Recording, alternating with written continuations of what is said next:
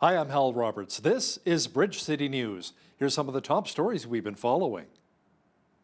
The results from an inquiry into anti-Alberta energy campaigns are out, which government officials say proves how groups tried to landlock our energy sector.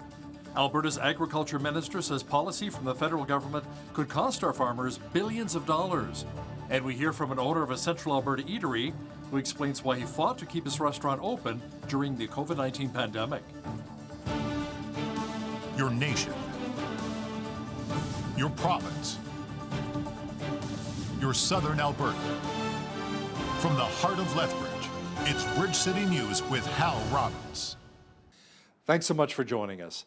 The Alberta government says a $3.5 million public inquiry into anti-Alberta energy campaigns confirmed that hundreds of millions of foreign dollars were used to block our province's oil and gas development. Alberta Energy Minister Sonia Savage says the goal of these groups was to landlock Alberta's oil and gas sector with a specific focus on stopping all oil sands development. During my 13 years experience working in the energy sector, I personally saw the evidence of these campaigns as they targeted pipelines like Northern Gateway Pipeline, Line 9, Energy East, KXL, and Trans Mountain. I could see the antics and tactics of these campaigns on the ground. I could see these campaigns as they stacked regulatory proceedings, organized grassroots activities, litigated when things didn't go their way, targeted policymakers, discredited regulators, and even chained themselves to infrastructure. What the public inquiry report does is to document with a significant level of detail who was involved and what their motives were. The organizations involved in these campaigns celebrated their successes as each pipeline project was delayed or cancelled. While they boasted, Albertans were hurt. People lost their jobs, businesses went under, families were hurt, government revenues from royalties were impacted. We lost billions of dollars in royalties. We saw pipeline bottlenecks, and that led to heavy discounts and led to curtailment. Minister Savage added that many of these anti-energy groups supported their attacks on Alberta's energy sector by using funding and grants from multi-billion-dollar foreign foundations. Savage says that money was used to not only target pipelines and projects, but to influence domestic public policy and legislation. Our province's Forestry and Agriculture Minister says the Trudeau Liberals will be hurting our farmers by proposing a 30% fertilizer reduction program. Devin Dreeshen says Alberta farmers could potentially lose up to $48 billion. Minister Dreeshen joins me now via Zoom. Now, Minister Dreeshen, explain the impact this will really have on our agricultural community. Farmers are getting increasingly worried, obviously with the federal election results being the way that they are, that this might be imposed on them sooner than they think. And something that, yes, as you mentioned, $48 billion income loss was the newest report that just came out. And with a trade exposed industry, which agriculture is, and massive amounts of exports that go around the world to feed families around the world, a 30% reduction in fertilizer not only hurts our farmers' income and their competitiveness, but also their ability to feed people around the world. And we're seeing that with inflation here in Canada going up. So again, this is just going to make it more expensive for Canadians even to buy food. So is the province looking at potential legal action against Ottawa, sticking up for our producers? Depending how Ottawa implements this, we are looking at all the different types of legal options that we have as a province to be able to implement this. We're working with our farmers and ranchers to see, what they would like to see, and also other provinces that view this as a huge blow, or could be a huge blow to our ag sector. So at this point, do we know when this could potentially be implemented by the federal government? We haven't heard any firm dates by the federal government. They're saying that they're going to announce a new cabinet come, I believe, next week. So we're obviously working behind the scenes to see exactly where this is, working with industry to make sure that any type of fertilizer reduction just does not happen, because our argument is an ever-increasing carbon tax that the federal government has implemented through, if you buy their logic, through market forces should be reducing emissions. So to hit agriculture with a 30% reduction target in their emissions, also having a carbon tax seems like a double hit to our ag sector. And really, because they are so trade exposed, would really hurt our economy across the province and the country. Thank you so much, Minister. That was Alberta Forestry and Agriculture Minister Devin Dreeshen. Employees of Alberta Health Services have until the end of the month to submit proof of full vaccination or they will be placed on unpaid leave. According to AHS President Dr. Vernie Yu, over 90% of staff have complied. Video journalist Naveen Day joins me now in studio to talk about the numbers. Now, Nav, you say that information that has been allegedly leaked from AHS tells a bit of a different story? That's right, Hal. Dr. Yu announced at Tuesday's COVID-19 update that 92% of full-time and part-time employees have submitted proof of 2 COVID-19 vaccine doses. This leaves thousands of employees that have yet to submit their proof of full immunization. According to reports that have been allegedly leaked from AHS, one document shows that just over 66% of nearly 105,000 employees have confirmed vaccination status. And in a second report dated October 18th, just one day before Dr. Yu's update, shows that over 91% of close to 79,000 employees have been immunized, 26,000 fewer employees. A number of healthcare workers have accused AHS of sharing misleading information, asking questions if the missing 26,000 employees are not being counted because they may have had their employment ended or suspended following an October 15th deadline to show proof of at least one dose. Here in the South Zone, the first report shows that over 65% of over 7,200 employees have submitted proof of vaccination, but the October 18th report shows 89% of close to 5,400 employees have submitted proof, more than 1,800 fewer employees than the first report. I reached out to AHS concerning these numbers.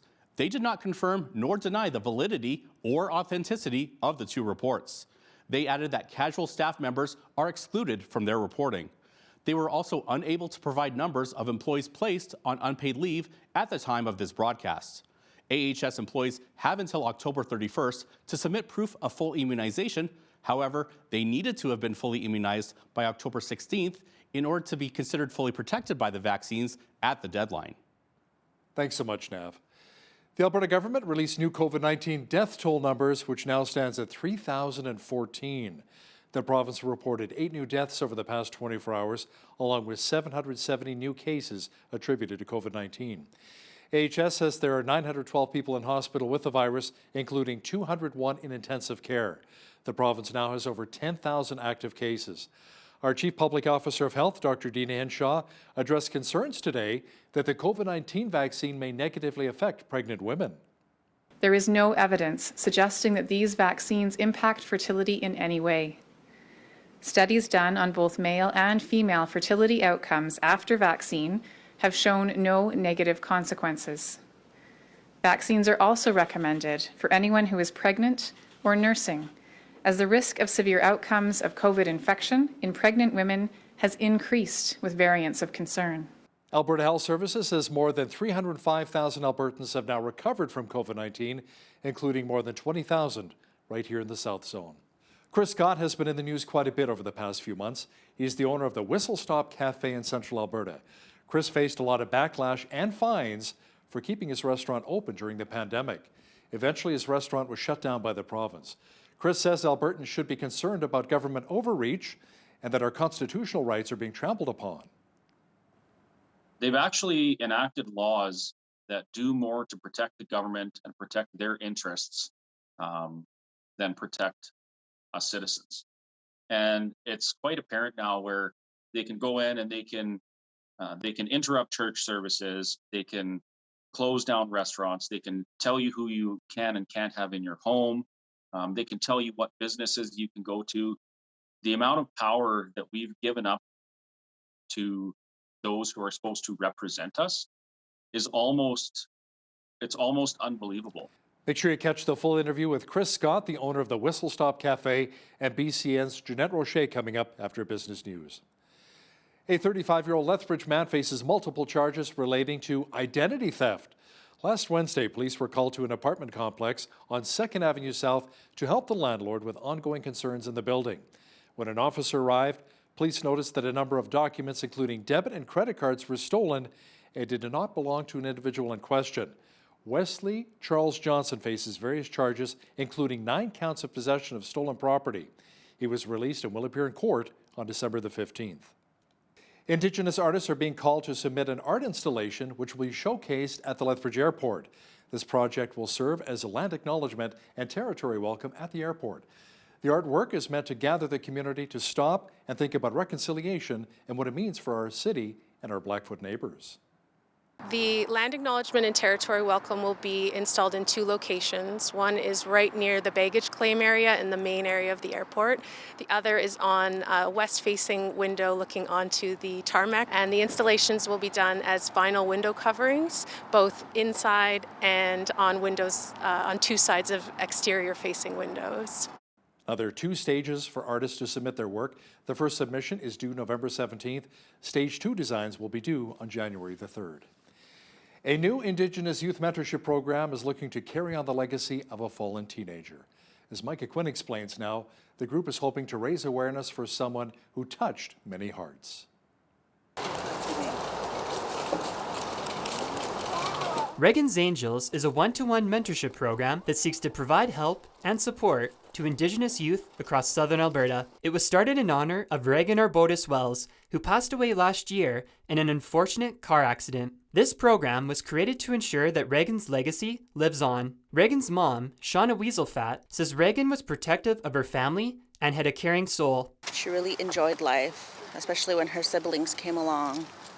She was their big sister. She loved them dearly. I'm so glad this came about. I'm really proud to call her my daughter. One of the co-directors for Reagan's Angels, Megan Donaghy Hughes, says that in 2014, Reagan became a little sister to her through the Big Brothers, Big Sisters program. And then she actually became a big sister to her younger siblings, Cashlyn and Chaselyn, a few years ago. When she took on that role, she was incredibly excited, and I would say probably the best big sister that anybody could ever ask for. Reagan's Angels also works in tandem with an Indigenous agency in Lethbridge. Christy reached out to an agency here in town, Opegasin Early Intervention Society, and they welcomed the program so that we can actually run, Reagan's Angels through them to start. I believe that it's really important as Mississippi people that we continue making these connections to empower the youth and also the cultural connectivity to the youth that are disconnected from our culture. Reagan's friends are also helping to carry on her legacy by helping out Indigenous youth. Having that person that you're able to laugh, smile around, be able to go to, and just have an enjoyable moment and just kind of be that protector, that safe spot. For Bridge City News, I'm Micah Quinn. If you're looking for something fun to do in our city, you can now participate in the Not So Amazing Race. Using 9 clues, you can go on a citywide scavenger hunt to find a letter, which creates a 9-letter word. Now, there's a bit of a twist. You're encouraged not to use a car or cell phone as a way to journey through Lethbridge. Instead, you're encouraged to walk or take public transit. All of the places that people have to go are places that somebody who is homeless in our city would have to access. So just to kind of get that understanding that if you need a medical test, how are you going to get there? If you need to look something up on a computer, where would you go? The thought process behind that, I think sometimes we think, well, you just sleep in the park and that's that. That would suck to be them. But it goes further than that. And these people have lives and stories that brought them to where they are. And we hear so often people saying, those people in our neighborhood, I wish they weren't in our neighborhood, or they don't belong here, or I just need them moved from there. I really want people to understand that there's nowhere for these people to go. They don't have a home. They don't have a place that belongs just to them. And so my goal was for people to understand that these are people with stories. Now, for more information or to participate, visit Resilient Rec YQL on Facebook. The Not So Amazing Race runs until October the 31st. Lethbridge was recently represented on the international stage thanks to Jamie Vandenberg, who won the title of Miss World Canada 2021. Vandenberg grew up in Lethbridge and has been competing in pageants for the past 8 years. She recently held the title of Miss International Canada 2020. Vandenberg says so far a large part of her new title is being dedicated to creating a campaign for different causes as a way to help raise awareness for them. Miss World Canada is a little bit different from other pageants, so there's a beauty with a purpose component. And the beauty with a purpose component really just focuses on sort of community involvement and what passion projects that you want to work with. And so for myself, my Beauty with a Purpose was Canadian History, which is a nonprofit that I founded with my sister, where we teach Canadian history as well as offer empowerment workshops and self-defense training in some areas. So that was my Beauty with a Purpose, but there was also a fitness challenge where we had to do like burpees and push-ups and things like that. So it's not just what you get to see on stage. There's actually a lot of behind the scenes with it as well. Vandenberg says the support she's seen from the community has been unbelievable. She'll hold the title until the next Miss World is chosen within the coming year.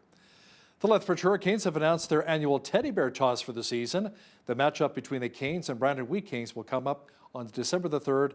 It'll also be host to the 25th annual Canadian Tire Toque and Teddy Toss. Teams all across the WHL participate in the yearly initiative as a way to collect stuffed animals and toques for local organizations. The items will be donated to a number of causes, including the Chinook Regional Hospital and Blood Tribe Emergency Services. It'll be the 14th anniversary of the record-setting 2007 toss, when 5,202 fans at the NMAC Centre threw 21,905 bears on the ice, setting the Hurricanes' record. Drivers in Saskatchewan could be paying less for vehicle insurance next year. The Saskatchewan Rate Review Panel is recommending the provincial government approve an overall rate decrease of 1.3%. That would be instead of the revenue-neutral rate change originally proposed by the Saskatchewan Auto Fund to begin on January the 21st. That panel says whether people see a discount on their insurance would depend largely on a number of factors, including the class of vehicle they drive. More than 150 Manitoba direct care workers have been placed on unpaid leave for refusing to be vaccinated or undergo regular COVID-19 testing. Shared Health, the province's healthcare agency, says most of these workers are in the Southern Health region. It has the lowest vaccine uptake in the province at around 67.4%. Shared Health says the loss of staff has not had a significant impact on healthcare facilities due to people being redeployed. Refugees and undocumented healthcare workers are demanding that they be allowed to apply for a program that would grant them permanent status here in Canada. The initiative was announced in April as a way to keep skilled essential workers in our country with a focus on hospital and long-term care workers. For all of these people, the primary criteria that is excluding them is that refugees, undocumented people on the basis of their immigration status are excluded. At the same time, it's very difficult to know which occupations will actually be granted. So we're calling to loosen the occupational requirements, to remove them. And finally, because November 6th is just around the corner, it's not actually possible to do the English language exams and tests and have the results. So that would also shut out some of the other people. Not only are frontline workers in our country being required to be fully vaccinated, but the same is also happening south of the border. In New York City, police officers and firefighters must be vaccinated against COVID-19 or will be placed on unpaid leave. The city's mayor gave an ultimatum to public employees who have refused the shot. Our health commissioner issuing an order requiring all city workers to be vaccinated. This will apply to all the agencies that are not covered yet, and we want to move quickly. Obviously, we've given people a lot of time, first in the voluntary phase, then in the vaccinate or test phase. It's time to keep moving. So for the vast majority of the workforce not yet vaccinated, the deadline is 5 p.m. on Friday, October 29th. There is a small group of uniformed correction officers who will have a different deadline, and in that case, it will be for December 1st, and that's because of the particular issues we're facing on Rikers Island. But every single city employee not yet vaccinated will be held to the same standard ultimately. Officials in Hawaii say case counts and hospitalizations have declined to the point where the islands are ready to welcome travelers once again. The state's governor says vacationers are welcome to return to the islands beginning November the 1st. I think we're all encouraged by what we've seen over the last several weeks with the continuing trend of lower and lower case counts. Our hospitals are doing better. We have less COVID patients in them. And I think most importantly, our healthcare system has responded and feels like we do have the ability to move forward with economic recovery. Because of this, it is now safe for fully vaccinated residents and visitors to resume non-essential travel to and within the state of Hawaii. Yeah, it looks so beautiful there. Well, here was another spectacular autumn day in Lethbridge. Now, if you've been waiting for a little bit of moisture, some of it may be on the way. Complete weather details are coming up. We had a little bit of that legendary Lethbridge wind again today, but fortunately it should be tapering off later tonight. Jeanette Rocher is back with a full look at the weather forecast. Jeanette, for those who've been waiting for maybe some moisture, it could potentially be coming on Friday. Yeah, we could see some showers Friday evening, actually, but earlier in the day on Friday, mainly sunny skies. We're going to have that southeast wind from 20 to 40 kilometers per hour, increasing cloud in the afternoon, and then by the evening, we're seeing that 60% chance of showers. High of 19 tomorrow, by the way. Into Saturday, mainly cloudy skies, 15 the high. Same thing for Sunday with a mix of sun and cloud. Partly cloudy skies on Monday as well, with a high of 17, and then 15 on Tuesday and 13 Wednesday. So I'm seeing these lovely teen temperatures, especially tomorrow is going to look really nice. We're certainly above the average high for this time of year, which is 13 degrees. So that is good news. Average low for this time of year, -1. 27 is where we were at back in 2003. And in 1961, we had our chilliest day on record, which was -14 degrees. 8:02 is when the sun rose this morning, and this evening our sun set 6:29 p.m. So right around 10 and a half hours of daylight. Over on the west coast, we're seeing chance of showers, 60% chance actually in both Victoria and Vancouver. Highs of 12 and 13 in those cities. 11 degrees the high in Edmonton tomorrow with 30 to 50k winds. Calgary high 15 degrees rather. Their wind not as bad. It's more around 20 to 40 kilometers per hour. So Edmonton, the windy spot in Alberta tomorrow, it would seem. Saskatoon also going to be seeing some winds, 30 to 50k, 7 degrees the high, sunshine. Sunny skies also expected tomorrow in Regina with 8 degrees being the high and 6 degrees over in Winnipeg with a mix of sun and cloud. As we look over to central Canada, we're seeing mainly cloudy skies in Toronto, 10 degrees the high there, 9 degrees the high in Ottawa, Montreal's high 12, and we're going to be seeing some showers happening in Montreal as well. 20 to 40k winds also happening in Ottawa and Montreal. Same thing for most of the East Coast. We're seeing those 20 to 40 kilometer per hour winds in Halifax, Charlottetown for sure. Fredericton seeing some showers, 17 the high, 21 in Halifax with some periods of rain as well. Chance of showers in Charlottetown, 19 the high, 12 the high in St. John's, Newfoundland with a mix of sun and clouds. So there you have it. That is your forecast. Finance Minister Chrystia Freeland says the federal wage payments and recent subsidies are going to come to an end on Saturday. She says the measures were just a temporary support to get the country through the COVID-19 pandemic. She says the Trudeau government will now reshape aid programs in favor of more direct, less expensive subsidies to sectors of the economy which are still hurting. The new measures will take effect October 24th and will run through till May 7th of next year. A Retail Council of Canada survey says Canadians are willing to spend big this Christmas shopping season. Shoppers are preparing to return to stores in greater numbers a year after the pandemic prompted many to shop online. British Columbians plan to be the country's biggest spenders, shelling out $958 each. The national average is $792. That is up 14% from last year. The online survey also found that Canadians are starting their holiday shopping season a little bit earlier, with 36% expected to begin their shopping in November. Britain has agreed to a trade deal with New Zealand, which will eliminate tariffs on a wide range of goods as the UK seeks to expand economic links around the world following its exit from the European Union. Although New Zealand accounts for only 0.2% of UK trade, Britain hopes it will help open the door towards membership in the Trans-Pacific Trade Partnership. Now, here's a look at today's markets. The TSX was up 24 points on the day to finish at 21,212. The Dow was down 6 points to 35,603.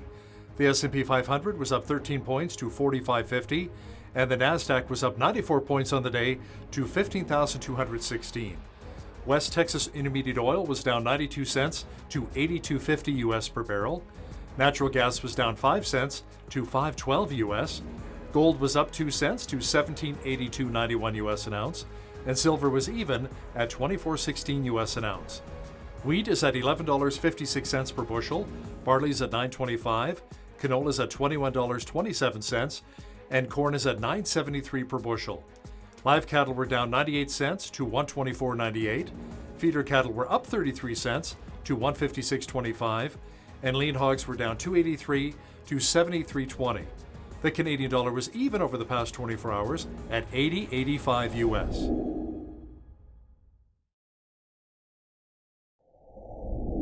Recapping one of our top stories this hour, the province says a $3.5 million public inquiry into anti-Alberta energy campaigns confirmed that hundreds of millions of foreign dollars were used to block our province's oil and gas sector. Alberta Energy Minister Sonia Savage says the goal of the groups was to landlock Alberta's oil and gas sector with a specific focus on stopping all oil sands development. She said many of these anti-energy groups supported their attacks in Alberta's energy sector by using funding and grants from multi-billion-dollar foreign foundations. Savage says that money was used to not only target pipelines and projects, but to influence domestic public policy and legislation. Coming up, an exclusive interview with the owner of a Central Alberta restaurant who faces fines and backlash for going against public health orders, keeping his restaurant open, the whistle stop, during the pandemic. Watch the 101 interview with Chris Scott and BCN's Jeanette Rocher in just a moment. Natural treatments for our health and well-being are becoming more popular today, but how many of us are aware that plants can help us fight cancer, and that this may be happening right here in our own backyard in southern Alberta? Joining me to discuss this is Dr. Roy Goldstein. He is the director of the Cancer Cell Laboratory and the Natural Product Laboratory at the University of Lethbridge. He's also the vice president of the Natural Health Product Research Society of Canada. That is a mouthful. Dr. Goldstein, welcome to the show. It's good to have you on today. Thank you. So thank you for having me today. Of course. Now, first of all, can you share what you and your team are doing with your research into the possible health benefits found in some of the local flowers and plants that are growing right around us here in southern Alberta? Sure, that's right. What I can tell you is that, as you mentioned, we are a research team at the University of Lethbridge. And for a few years now, we've decided to look very, very closely at the plants that grow in this area, and then to see if they have any medical properties that might be useful for, for patients largely in cancer, but also in some other domains as well. This is it's an area now that we've been in for about 7 years. That's interesting. So I know I didn't realize this, and maybe many of us didn't associate plants necessarily with fighting cancer. So what type of plants can have that potential cancer-fighting ability? Well, in fact, it turns out that the plants really are the best medicines in many cases, and especially in cancer. Prior to joining the University of Lethbridge, I used to work in the pharmaceutical industry. And so I'm sort of attuned to the idea of looking at plants in the first place. But really, it is that the number 1, the number 2, and the number 3 cancer medicines in the world come from plants. And so, of course, that makes it a bit more obvious, knowing that maybe we need to look at some of the plants, in this area as well. Yeah, that's interesting. Now, you say that your mission is to find all the chemicals in all of the plants. So have you been able to find any new plants over the last year with potential cancer-fighting chemicals? And I hear that you're even putting drones to use in searching for these plants. That's right. We've actually been moving to a number of new technologies to to help us work through this, in fact.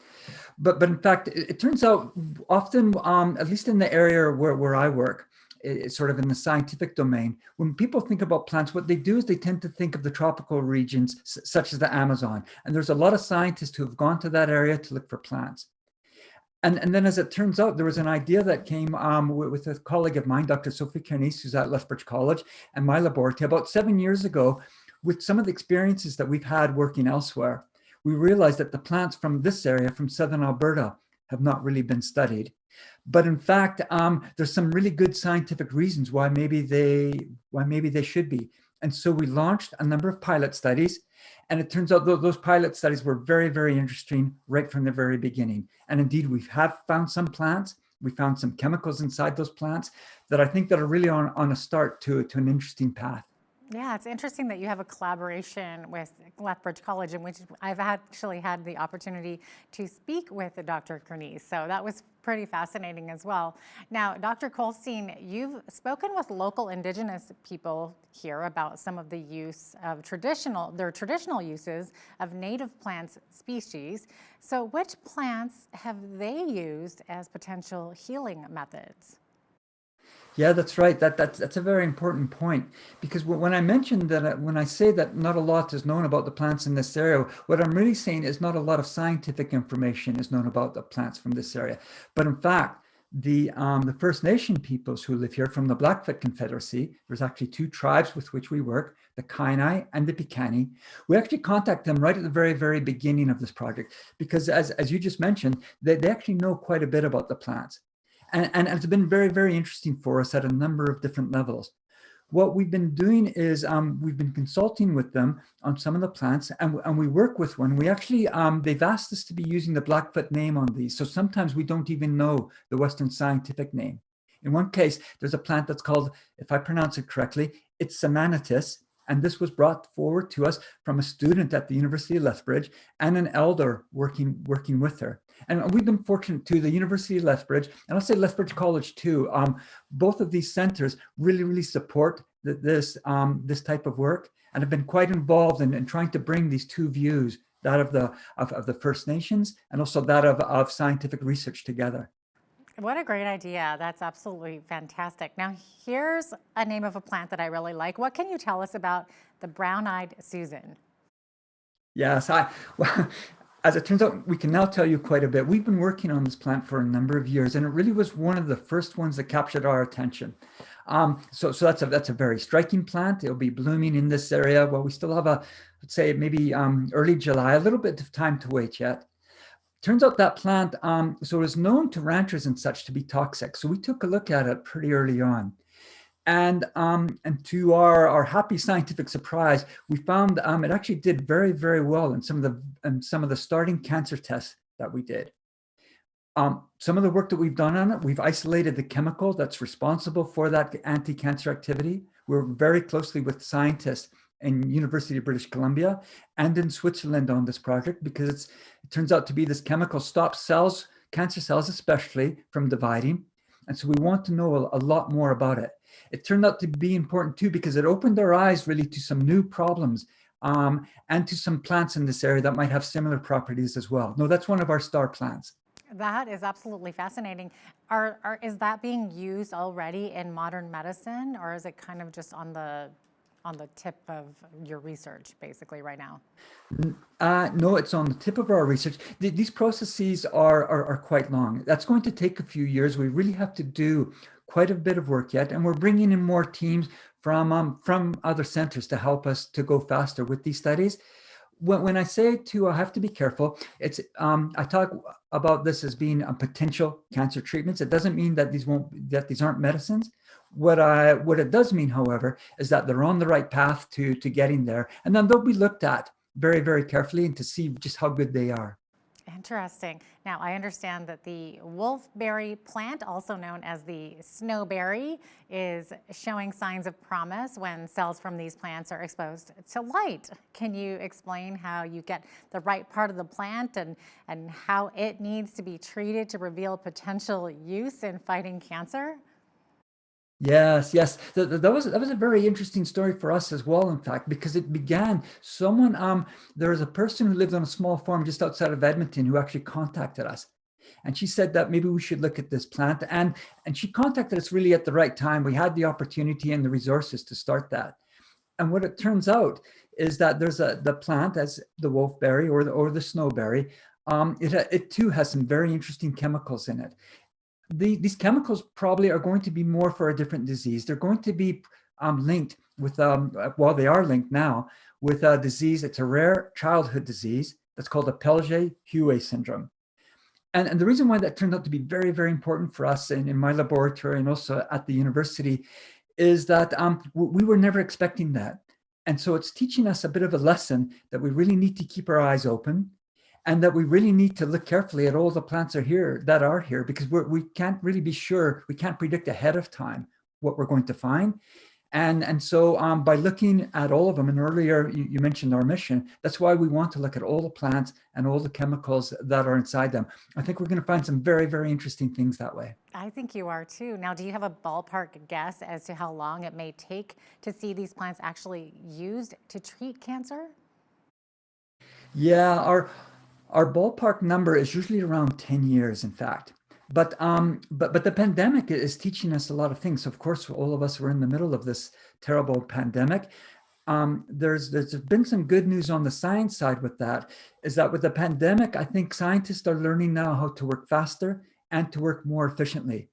And I think as soon as we get through this pandemic, that type of information is then going to move into the areas where my laboratory and other laboratories work.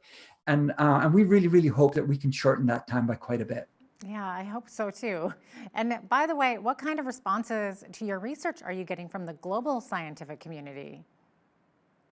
Well, it's been quite a range. I think as many of us who live in Lethbridge know, I think some people, many of the people that we were talking about, first they didn't know where Lethbridge or Southern Alberta was. So at first talking to them wasn't so straightforward.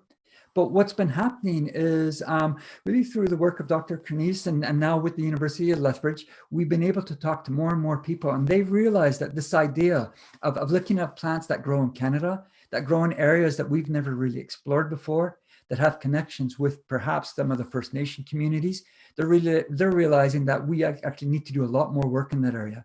And the last few years have been much more productive. We now work, as I mentioned, with Brown-Eyed Susan and with a team in Switzerland, team in UBC. We have another project where we work with a team in Belgium, teams in France, and of course, more teams in Canada as well. So it's been picking up quite a bit. And I guess too, part of our idea is that we really need to focus on the strengths of the area where we live. Maybe people in business, they might appreciate this as well.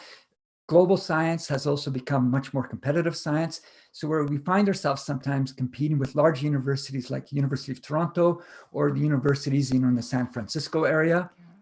And so we thought we really need to draw from the strengths that we have here in Southern Alberta, our agricultural knowledge, our connections with communities, our plants that are from this area. And I think that's been helping us quite a bit. No, I'm becoming much, much more positive. Absolutely. And it's such a great way to put the University of Lethbridge and Southern Alberta on the map too, especially with these European they've been very nations. supportive. Yeah, other countries that, like you said, hadn't even heard of Alberta. That's fantastic. Now, Dr. Goldstein, I'm told that your research also may be put to use for natural cosmetics. Can you tell us a little bit about that? Yeah, so it wasn't one of our ideas at the very, very, very beginning. I'm not a person, I myself don't use a lot of cosmetics, but we began to realize just by, there are stores in Lethbridge that are now promoting cosmetics based on natural products. And we see that in some of the larger shops as well. And then we thought, well, maybe some of the plants here might be important for that. And it turned out we've done some preliminary work. I have a research team at the university who's working on this as well. And indeed, yes, as we know too, that the plants in this area grow under some very harsh conditions. And so the plants produce chemicals that help them adapt to that. And those are the natural products that work very, very well in cosmetics. And so we think too, here we're quite optimistic and we have some good scientific data to support that. We think here too that we might have some very interesting products, maybe for that field. And if I could just add one more part to that, I've noticed too, it's attracted students who maybe aren't so interested in some of the physics that comes with this or some of the other aspects. But it turns out they're quite interested in maybe some of the wellness areas that come with these plants. And these students have now been finding a way to work in research laboratories as well. Yeah, it's fascinating that work that you're actually doing there. So I really appreciate you coming on and sharing that with us today, Dr. Goldstein. Thank you. No, it's my pleasure, and I appreciate the interview. Yeah, thanks so much for being with us. Dr. Roy Goldstein is the director of the Cancer Cell Laboratory and the Natural Product Laboratory at the University of Lethbridge. So glad to have him on today. I'm Jeanette Roche on behalf of all of us here at Bridge City News. Thanks for watching.